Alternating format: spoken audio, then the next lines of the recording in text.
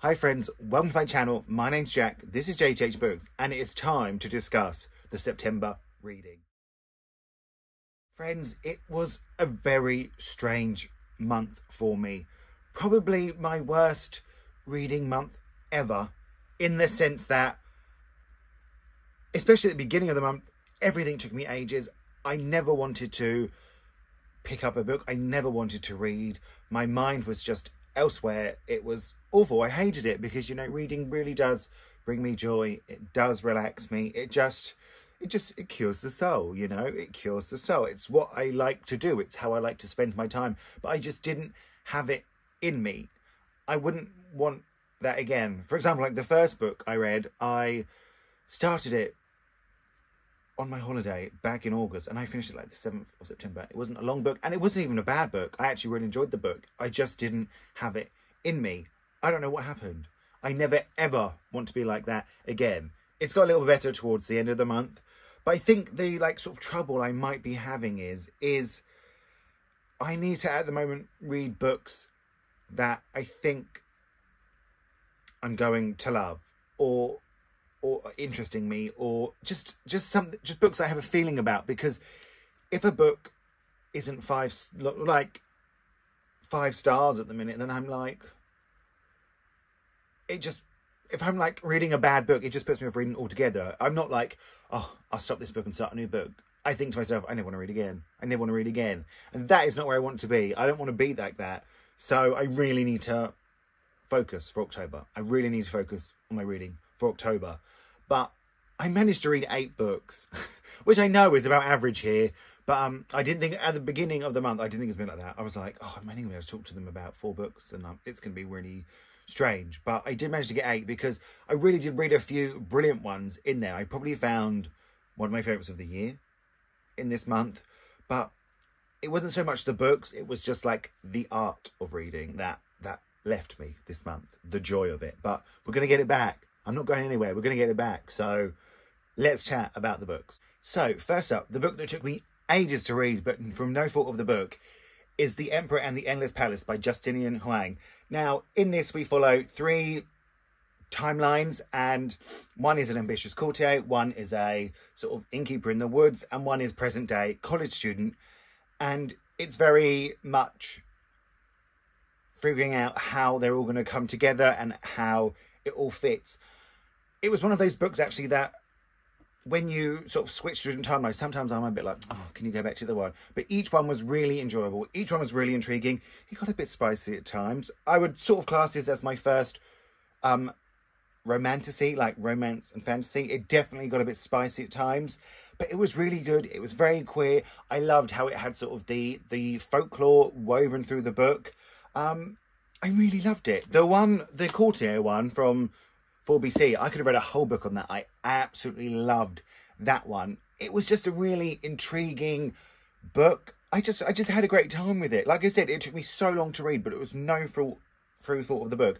I follow him on Instagram, and he's writing a second book, and I will be reading it. I will be reading it because I really enjoyed it. I really loved each of the story. I was so intrigued how it was going to come together, and when it didn't disappoint. You know, that's always a good thing. So I really, really enjoyed it. I probably just sort of read it at the wrong time, but I gave it a 4 stars. I really did enjoy this one.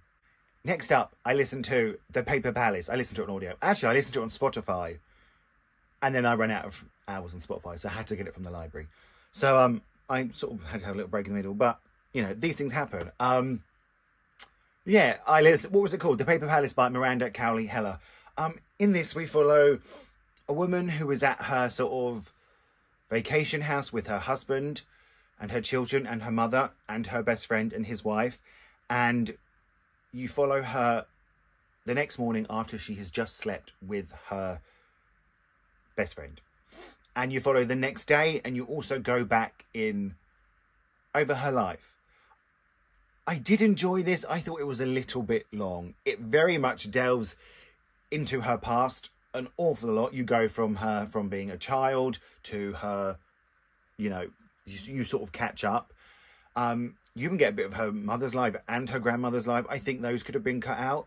But if you are going to like read this, listen to this, check the trigger warnings because it does have some incredibly hard things in it. I mean, the poor woman went through so much. I felt incredibly sorry for her, you know. But I know it was like longlisted for the Women's Prize a couple of years ago. That's where it came to my attention. And it wasn't great. I did find myself sort of drifting off a bit. I could have actually done, although I don't like sort of like the cheating aspect, I could have done with more of that. It was very much more in the past, and every so often it would catch up and she would sort of be trying to avoid her best friend, but also wanting more and sort of not willing to leave her husband. It was sort of left open-ended, which I didn't like. She was very much like, I don't know what to do. I'm in love with both of them.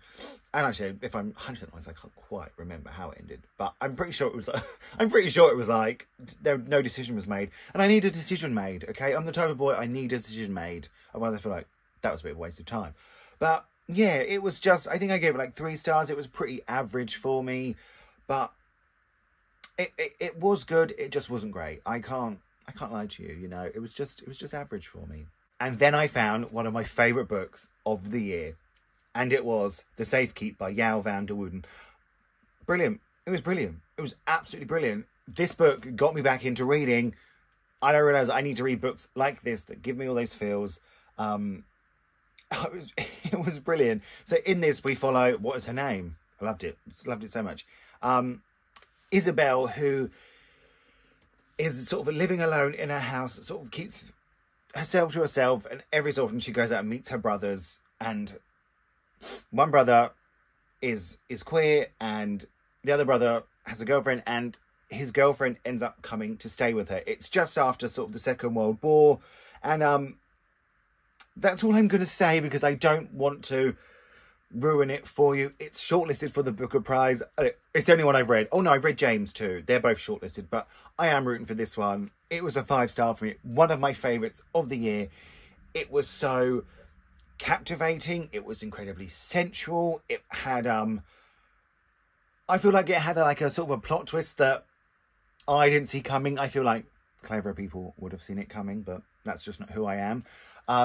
I adored it. I adored the writing. I adored the relationship between these two women. I adored sort of the character growth of Isabella. Isabel, not Isabella. Can't say I adore her character growth and get her name wrong, can I? It's just rude. But brilliant. I think it was absolutely brilliant. I loved it. I loved it. I could have done with more of it, but it was all the perfect length. Everything fit. It just had that intimacy. Isabel is such a believable character. I feel like you really get to know her. It was just brilliant. It's going to be on my end of the year list. Top 10 books of the year, right here. It will be. I loved it. I loved it. I loved it. Actually, we had another book that I loved, and it was on my 24 books for 2024. There's actually 3 on here. I managed to get 3 in this month. Genius. And it was Elena Knows by Claudia Pinheiro, translated by Frances Riddle. Now, in this, we follow Elena, whose daughter has just, taken her own life at the top of the church. And Elena does not believe she has done this. She believes she has been murdered, and she's on a mission to find out who done it. And this was brilliant. This was brilliant. I probably did give this 5 stars too. It's 2 good books in a row, and it saved me. It saved me. If I hadn't read these 2, I don't know how many books we would have been talking about. But I loved it. It just felt incredibly real. Elena has Parkinson's, and I can't speak for the disability rep whether it's good or not, but to me it felt good. It made me think, I hadn't thought of it that way before. Like the way she talks about her body like not working, that it's just not listening to her, and how frustrating it can be. And I totally believed her. I believed that her daughter had been murdered because she believed it so strongly, and how she set out on this journey to find out, and how you got to know sort of their past and their relationship. And that relationship to me felt incredibly real. It was very hard to read at times, and they weren't always nice to each other, but it felt real. It felt genuine. And I just thought it was absolutely brilliant. I thought it was absolutely brilliant. I'm so glad I read this. to be honest, this one and this one, I think are going to be in my book club. And by my book club, I mean, just one a month, I force my sister to read a book. And she's probably never read a translated book in her life. And I just think this is magic and she should read it. But yeah, another 5-starer. I thought it was brilliant. I loved how it ended. I loved the structure of the book. Just brilliant. Absolutely brilliant. And then I read the book that you all voted for. And there is a vlog for this. And it is the worst watched one yet. Like, it just hasn't been watched. Which is fair enough. People don't have to watch it, of course. But, you know, it makes me kind of want to stop doing them. But I also think... Then I get one comment on it and people are like, oh, I enjoyed this and everything. And it makes me feel worth it. But I'm going to have to think about it. I just am. But it was Like a Love Story by Abdi Nazemian. In this we follow 3 friends who are growing up around the AIDS crisis. And it's about 2 of them falling in love and how that affects one best friend. It was fine. The more I sort of think about it, the more I... only sort of really remember the bits I didn't enjoy that much. It had a lot of Madonna. It had a lot of Madonna. That's what I'm going to say. Watch the vlog. But I think I gave it 3 stars. I will probably be... when I do an unhaul, it probably will be going. Yeah, it was just fine. It was fine. It was fine. It was fine. But watch the vlog if you want to know my full thoughts and if you want to see a cat that I was looking after for the week. Now, actually, in that vlog... like the reading was going bad and I read that towards the end of September and I hadn't actually read a non-fiction of the month and I decided not to. I thought I'm going to break the streak that I've been on for nearly 2 years, well over 2 years, and I was really sad about it. But then I picked one up. I couldn't do it. It probably would have been a very, very valuable lesson for me if I had, but I couldn't do it. So I read Fighting Proud, The Untold Story of the Gay Men Who Served in 2 World Wars by Stephen Bourne. I sort of just picked this up. It was sort of the shortest non-fiction I had. And it had pictures. You know, I love pictures. And it was bloody brilliant. I didn't expect to love it. It made me cry. It was told in 3 parts. It lost it towards the end of it for me. It did lose it. Because it was talking more about famous sort of people that we might have heard of, like Alan Turing. And well, you know, it was good. It was like a short little paragraph. But when it was actually speaking about the untold stories, like, sort of just the regular soldiers, it did make me cry. It did make me cry. There was like letters in here that these 2 men, that one fought in the First World War, one fought in the Second, and they loved each other. And was it separate wars? I don't know, because that's quite a big age gap. I might have got that wrong. But like, their love letters survived, and how they were accepted, but they also weren't. And it was sort of overlooked if they were a good fighter, but yet they were often brought up on charges. But there was one part in here that said they used to, if they were feeling lonely, they used to, you know, have a little bit of fun together, but like separately, if you catch my drift. I'm trying to say about being crude. But if they felt like they were in danger, they like kissed goodbye. And I could cry just thinking about it. I think that's so... telling, and so it's life, you know. I think that's really life. You only sort of do the things you want to do when you feel like you don't have time left, and I just thought it was beautiful. Yeah, I did enjoy it. Like I said, it did lose it on sort of part 3 for me, but other than that, loved it. Absolutely loved it. I'm gonna have to go have a cry. I'll be back, but I'm gonna have to go have a cry. And then I read the book that won my first line battle. And this is also a book that could go to my sister. I think this is the one she's going to have next, because I think it's going to be her kind of book. She's a bit of like a true crime girly, which I'm not. I watched a true crime documentary last night and I had to run into her bedroom and say, save me, even though there was no one here. And it was Deposing Nathan by Zach Smedley. Now, in this, we follow Nate, who... sort of has quite a quiet life with his girlfriend in school. Then Cam shows up. They become best friends. They become a bit more than that. And then an incident occurs. It was very, very intriguing. It was very readable. Like, I couldn't put it down. I really believed their friendship and then what it grew into. So I think that really, really helped the book. It had a twist that I didn't see coming at the end, but also wasn't like unbelievable. Like, I got it. I think when looking back, there was enough to back it up. yeah, it was just immensely readable. It had very short chapters.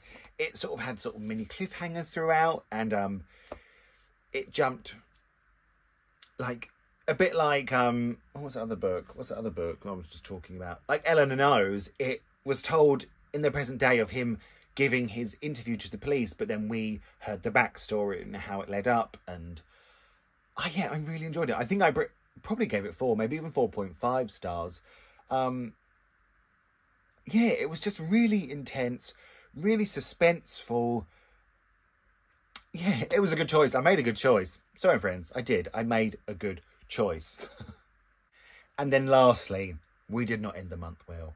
We did not end the month well. And it's put me back where I was at the beginning of the month.